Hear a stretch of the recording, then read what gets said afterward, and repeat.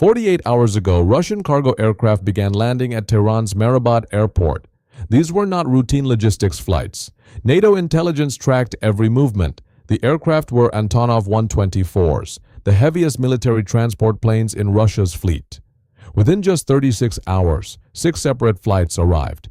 Each one carried components that, until now, had never been exported outside Russian territory. Those components belonged to one system, the S-500 Prometheus, Russia's most advanced air defense platform, a system specifically designed to counter American fifth-generation aircraft like the F-35 and F-22. It can engage targets at distances of up to 600 kilometers, including stealth aircraft, cruise missiles, and ballistic warheads. Technology Moscow had long refused to share is now in Iranian hands, and NATO has already called an emergency meeting. But this story goes far beyond a single weapon system. This is a signal, a declaration. Russia is indicating that America's air dominance over Iran is no longer guaranteed. For weeks, American aircraft operated over Iran with near total freedom. 0 losses. Not a single aircraft down despite sustained high-intensity operations. That equation may now be changing. The S-500 is not just an upgrade, it represents a fundamental shift. American pilots who once operated with confidence are now facing a system engineered specifically to counter their aircraft. Stealth, altitude, speed. Every advantage has been studied and targeted. Russian engineers spent decades analyzing American aircraft, radar signatures, flight patterns, operational behavior. Then they built a system designed to defeat them. Now that system is in Iran, and the message is clear. The battlefield no longer belongs to a single dominant power. Every escalation now carries the risk of confronting Russian-developed technology. Every strike package faces defenses built to intercept exactly what is being deployed. NATO's emergency meeting is not about issuing statements, it is about confronting a new reality. Russia has entered this conflict indirectly, and America's strategy may have become outdated overnight.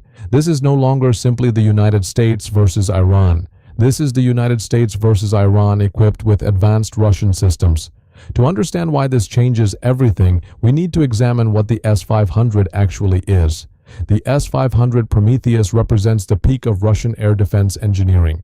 Development began around 2010, and initial deployment into Russian service occurred in 2021.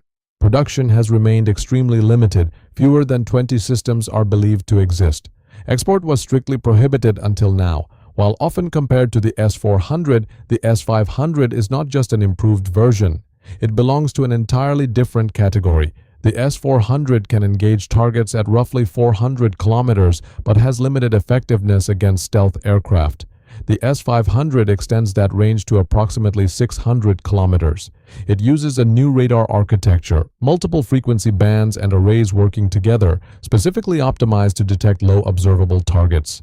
The system was designed with aircraft like the F-22 and F-35 in mind. Its interceptor missiles are reported to reach speeds up to Mach 9. Engagement altitude exceeds 200 kilometers, reaching into near space with the theoretical capability to target satellites and ballistic warheads. This level of capability is exactly why the system was never exported. Sharing it means exposing one of Russia's most advanced strategic technologies. So why now? The answer lies in shifting geopolitical calculations. Cooperation between Russia and Iran has expanded significantly in recent years.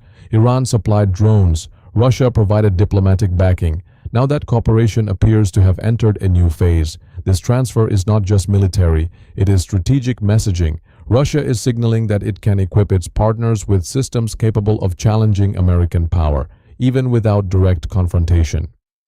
Now consider NATO's response. Emergency meetings of this kind are rare. They are reserved for events that fundamentally alter alliance security. The concern is not just the S-500 itself, it is what the transfer represents. If Russia is willing to provide its most advanced air defense system under these conditions, what else might follow?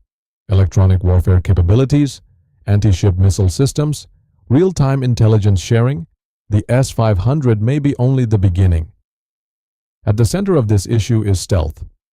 Since 1991, American air dominance has relied heavily on stealth technology. Stealth aircraft are not invisible, but their radar signatures are significantly reduced, making detection and tracking extremely difficult. Against older systems, this advantage was overwhelming, but the S-500 was designed specifically to address that gap. Its radar architecture operates across multiple frequency bands simultaneously: L-band for detection, X-band for tracking, advanced signal processing capable of identifying subtle signature patterns. If these capabilities perform as expected, the traditional stealth advantage may be reduced. Then there is the issue of coverage. A single S-500 battery can theoretically defend an area with a radius of up to 600 kilometers. Given Iran's geography, a small number of systems positioned strategically could cover critical regions of the country. Reports suggest at least 2 complete systems may have been transferred. If accurate, this would provide protection over key infrastructure, major cities, and military installations. The corridors that American aircraft previously used may no longer be viable. Now consider the impact on pilots. Before the introduction of the S-500, mission parameters were relatively stable: fly at optimal altitude, rely on stealth, deliver precision munitions, return safely. After the S-500, those assumptions no longer hold. Detection becomes possible, engagement becomes possible, and survival is no longer guaranteed. This is no longer theoretical risk. It is calculated probability, and that probability has increased significantly. There are also indications that the transfer included more than just hardware. The S-500 is an extremely complex system requiring extensive training to operate effectively. This raises the likelihood that technical advisors, possibly Russian personnel, are present to assist with deployment and operation. If true, the implications are serious. Any engagement involving the system could indirectly involve Russian participation, and that dramatically increases the stakes. The immediate operational impact is already being felt. Strike operations may be paused or reassessed. New strategies must be developed: electronic warfare, standoff weapons, saturation attacks. Each option introduces new challenges and limitations. The mathematics behind the system further complicates the situation. Each S-500 battery can carry around 40 interceptor missiles in a ready-to-fire configuration. Reports indicate roughly 80 missiles may have been transferred. American strike packages often involve dozens of aircraft, but the S-500 targets the aircraft themselves, not just the munitions. This forces difficult decisions: launch from longer distances with reduced effectiveness, or accept increased risk to pilots. The cost dynamic is equally important. Interceptor missiles are significantly cheaper than advanced aircraft. Even a modest success rate could create an unfavorable exchange ratio. Aircraft are expensive and difficult to replace. Pilots require years of training. Losses cannot be quickly recovered. Geography adds another layer. From central Iran, engagement ranges could extend into surrounding regions, including the Persian Gulf. This compresses operational space. Areas once considered safe may no longer be secure. Resupply is another factor. While initial missile inventories are limited, the precedent for transfer has now been established. If resupply continues, the system becomes sustainable rather than temporary. This changes the nature of the conflict from finite to potentially prolonged. For NATO, the implications go far beyond Iran. This sets a precedent.